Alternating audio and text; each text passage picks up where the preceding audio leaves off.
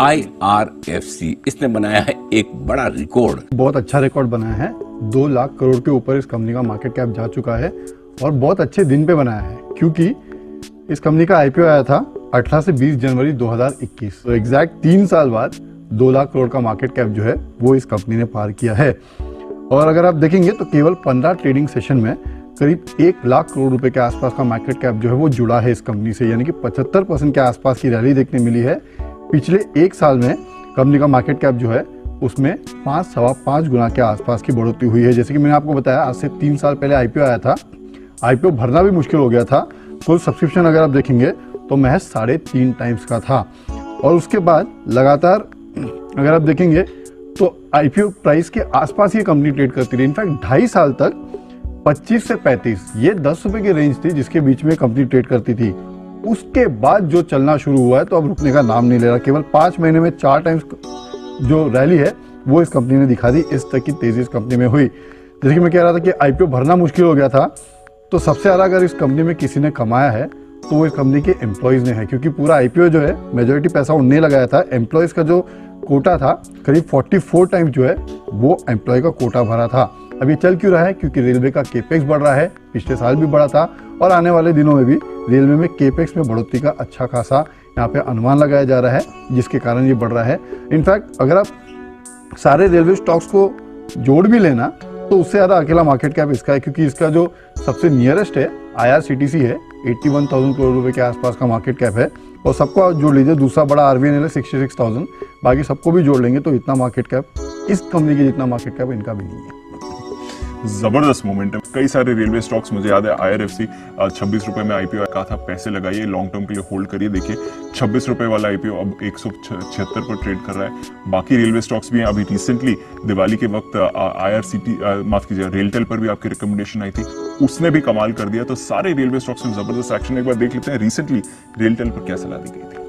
और पिछले साल 1.5 साल से हम लगातार कह रहे हैं कि रेलवे स्टॉक्स में बड़ी तेजी बनेगी और काफी तेजी बनी भी है। रेलटेल में ये मिनी रत्न कंपनी है, सरकारी कंपनी है, यहाँ पर खरीदारी करने की राय है। सरकारी क्षेत्र की इस स्पेस की सबसे बड़ी कंपनी। अभी भी आगे चलते हुए इनके लिए बड़ी अपॉर्चुनिटी खुल रही है 2 स्पेस में। एक वाईफाई, सारे स्टेशन की वाईफाई करने की जो बात हो रही है वो, और दूसरा डेटा सेंटर।